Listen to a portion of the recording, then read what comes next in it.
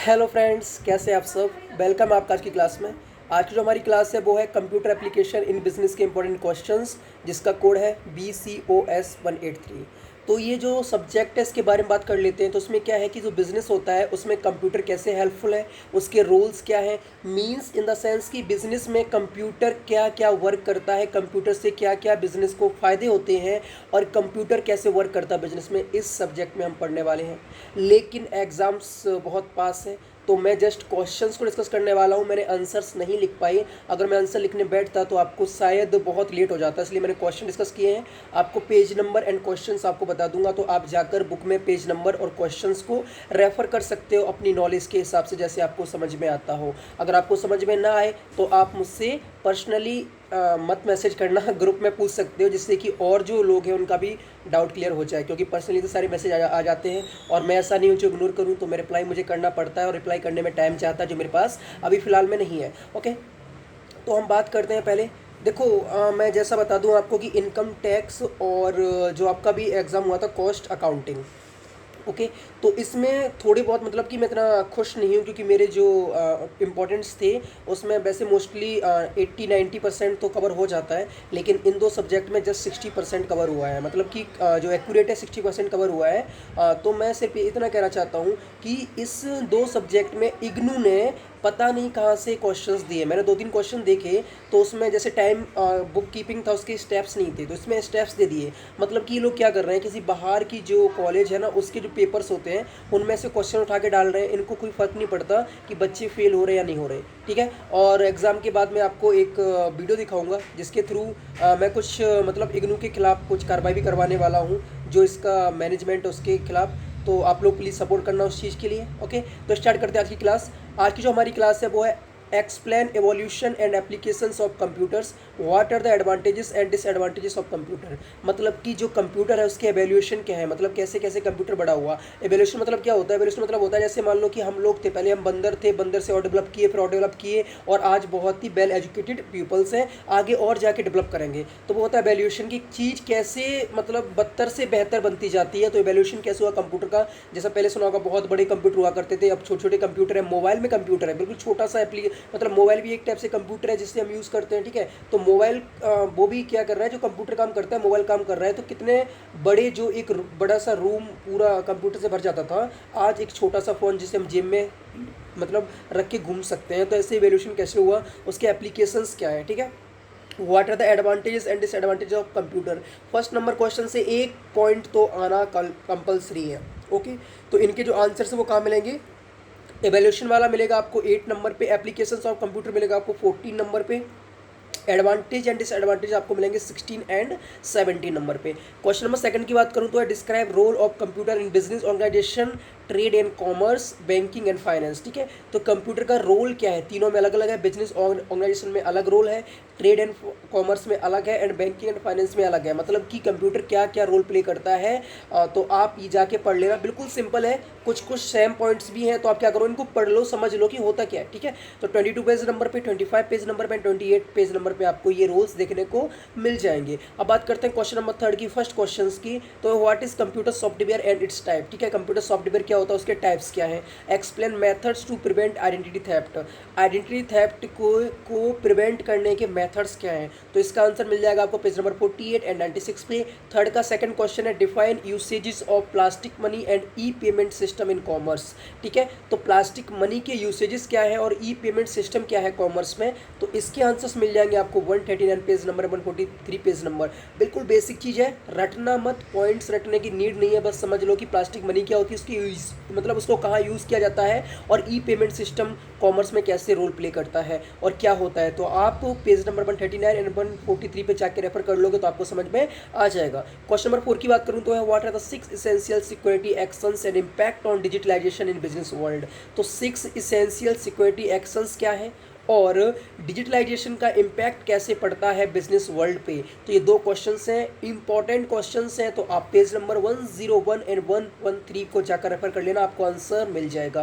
Question number 5 की बात करूं तो explain the impact of demonetisation of wallet. मतलब कि जो नोटबंदी हुई थी उससे क्या इम्पैक्ट पड़ा वॉलेट्स पे। ठीक है, तो लोग पहले कैश यूज़ करते थे, जब से नोटबंदी हुई है बहुत तो उनको तकलीफ़ें हुई हैं, तो उन्होंने क्या किया, वॉलेट यूज़ करना शुरू कर दिया, ऑनलाइन पेमेंट यूज करना शुरू कर दिया। ठीक है, तो ऐसे कुछ इंपैक्ट है, उसको जाके पढ़ लेना आप। इसको गूगल, मतलब इसमें पूरा पैराग्राफ दिया गया है, जैसे बुक मैंने देखी है, तो इसमें पॉइंट नहीं दिए गए। आप क्या करना, गूगल पे डालना impact of demonetisation of E wallets, तो आपको कुछ पॉइंट्स मिल जाएंगे, आप उनको लिखना और उनको समझ लेना। ठीक है, how is E payment system better than traditional payment system. ठीक है, बेसिक है, बुक से इसका कोई लेना देना नहीं है, ये क्वेश्चन बेसिक है। ठीक है, असाइनमेंट्स में था, तो मैंने सोचा कि इसको अगर बाई चांस छोड़ दिया तो आप लोग सोचो, बोलोगे सर पता नहीं आपने ये क्वेश्चन क्यों छोड़ दिया। ठीक है, इंपॉर्टेंट क्वेश्चन है, आ सकता है, बुक में भी है, बुक के जो टर्मिनल क्वेश्चन उसमें भी है, तो मैंने इसको लिखा है। क्यों? क्योंकि ये थोड़ा सा इंपॉर्टेंट है, आप इसको पढ़ लेना कि ई पेमेंट सिस्टम और ट्रेडिशनल पेमेंट सिस्टम कौन सा इसमें से बेटर है और क्यों बेटर है, बेनिफिट्स क्या है, एडवांटेज क्या, डिसएडवांटेज क्या है, सब पढ़ लेना। ठीक है,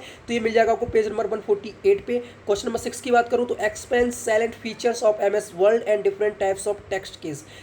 जो एमएस वर्ड होता है उसकी साइलेंट फीचर्स क्या है और टेक्स्ट केस के डिफरेंट टाइप्स क्या है। ठीक है, टेक्स्ट केस वैसे इतना इंपॉर्टेंट नहीं है, लेकिन इग्नू का भरोसा नहीं है कहाँ से क्वेश्चन दे दे, तो मैंने टेक्स्ट केस को भी यहाँ पे रखा है इंपॉर्टेंट में, क्योंकि थोड़ा सा पार्ट दिया गया था एंड सिंपल है, आप जाके पढ़ लेना, कोई ज़्यादा आपको इसमें माइंड यूज़ नहीं करना पड़ेगा, सिंपल है, तो देने में पढ़ने में क्या जा रहा है। ठीक है, तो silent features of MS Word का आंसर आपको देखने को मिल जाएगा 158 पे एंड टैक्स केसेस के डिफरेंट देखने को मिल जाएंगे आपको 189 पे।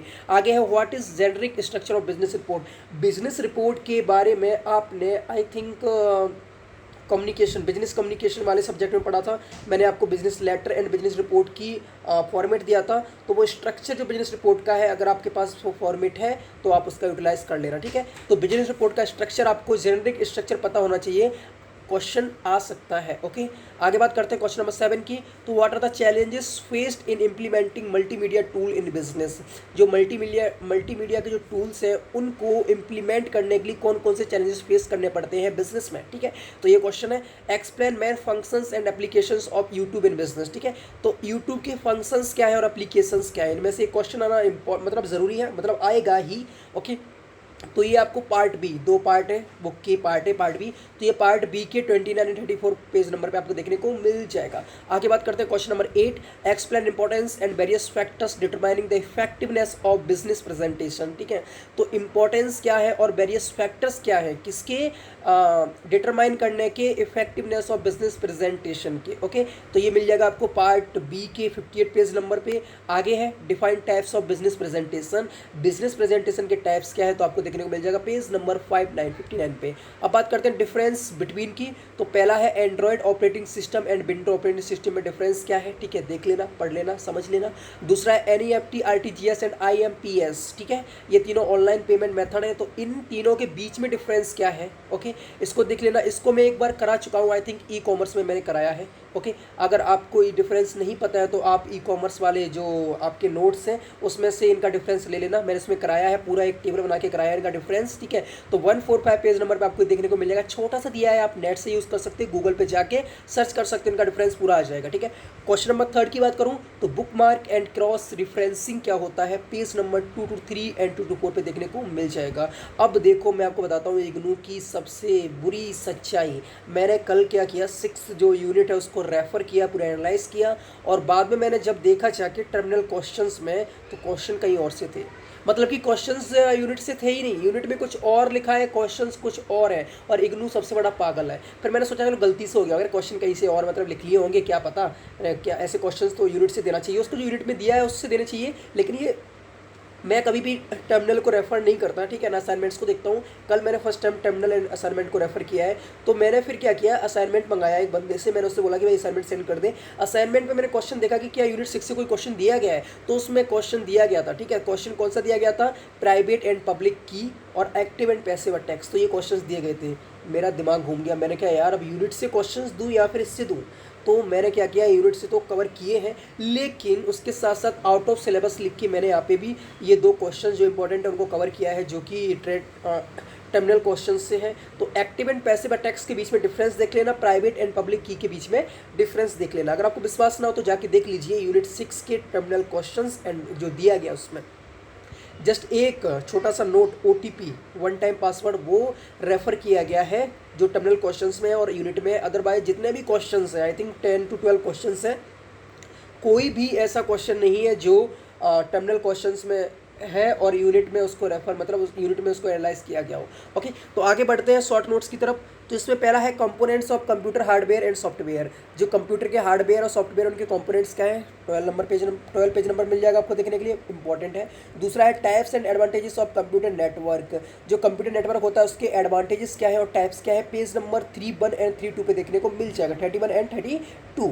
आगे बात करते हैं web browser and its types. ठीक है, ये लास्ट टाइम आ चुका है, इतना इंपॉर्टेंट नहीं है, लेकिन इसको एक बार देख के जाना, क्या पता दे दिया जाए। ठीक है, तो web browser and it's type, वैसे क्वेश्चंस रिपीट नहीं होते हैं, लेकिन कभी कभी जो क्वेश्चन 10 या 20 मार्क्स के लिए आता है उनको शॉर्ट नोट्स में भी दे दिया जाता है, तो मैंने छोड़ना नहीं चाहा क्योंकि इंपॉर्टेंट पार्ट है। तो आप वेब ब्राउजर के टाइप्स देख लेना जाके, पेज नंबर 36 पे आपको देखने को मिल जाएगा। क्वेश्चन नंबर 4 की बात करूं तो गूगल के डॉक्स, सीट्स एंड फॉर्म्स। ठीक है, तो इन तीनों के बारे में देख लेना, गूगल डॉक्स क्या होता है, गूगल सीट्स क्या होता है, गूगल फॉर्म्स क्या होते हैं। पेज नंबर 37, 40 एंड 42 पे आपको देखने को मिल जाएगा। क्वेश्चन नंबर 5 की बात करूं उसमें तो types and functions of operating system. जो ऑपरेटिंग सिस्टम है उसके टाइप्स क्या है, उसके फंक्शंस क्या है, आपको पेज नंबर 49 पे देखने को मिल जाएगा। आगे बात करते हैं की सिक्योरिटी प्रिंसिपल्स।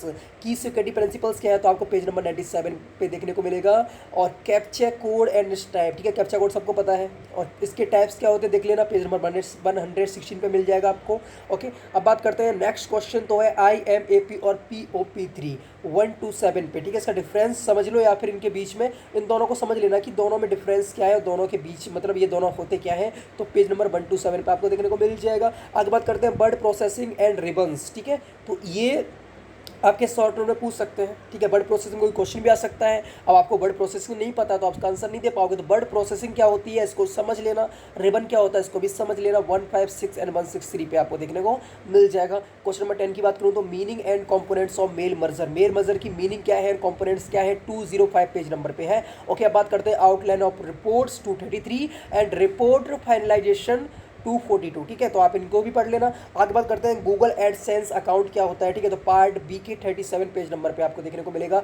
नेक्स्ट 13 जो क्वेश्चन है वो है features of an AI and animation. ठीक है, AI आर्टिफिशियल इंटेलिजेंस मैंने समझाया था। ई कॉमर्स मैंने बोला था, ई कॉमर्स से बहुत सारा पार्ट यहाँ पे रेफर होने वाला है। तो ई कॉमर्स में मैंने AI समझाया था, उसके फीचर्स क्या है एनिमेशन में। तो एनिमेशन क्या होता है, AI के फीचर्स क्या है आप पढ़ लेना पेज नंबर 43 पार्ट बी के।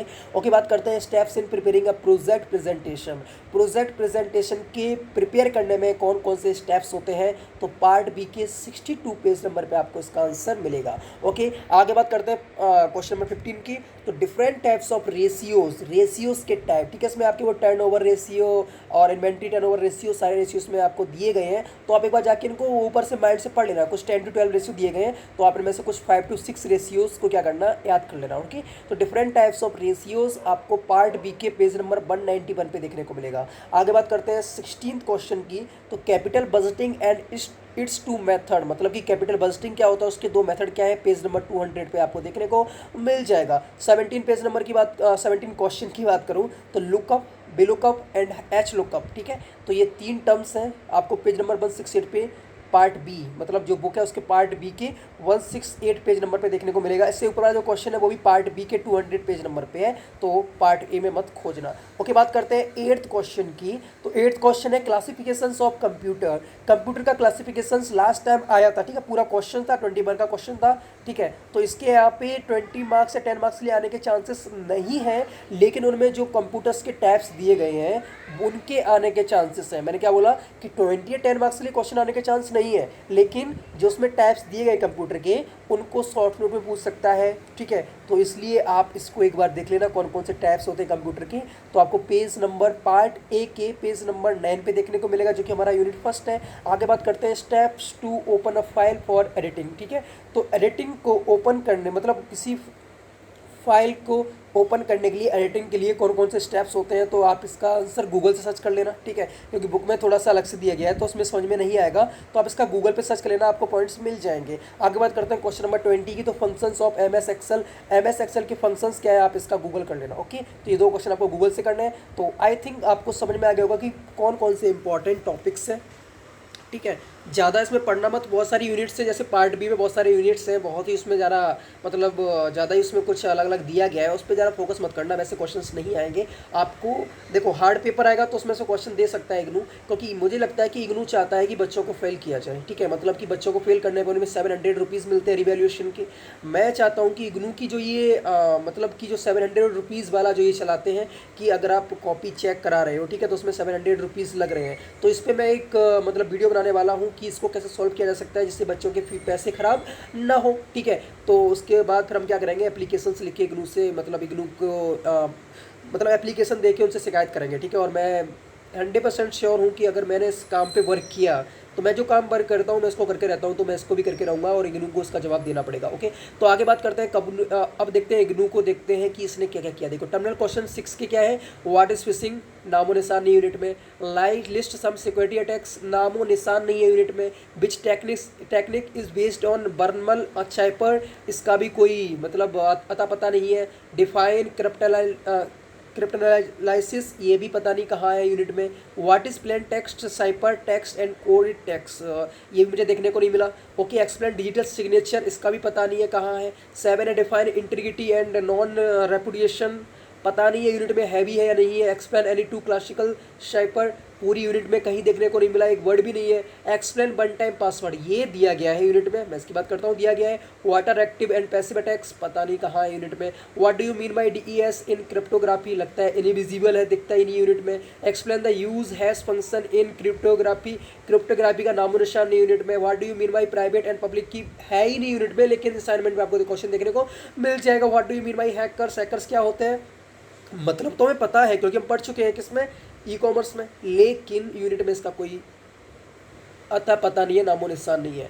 डिस्कल डिजिटल सिग्नेचर, तो इसका भी नामो निशान नहीं है किसमें, यूनिट में। ओके, तो ये हमारे कुछ क्वेश्चन थे 6 यूनिट के, इसमें से आप डिजिटल सिग्नेचर को पढ़ लेना, ठीक है। हैकर्स की मतलब क्या होते हैं वो पढ़ लेना।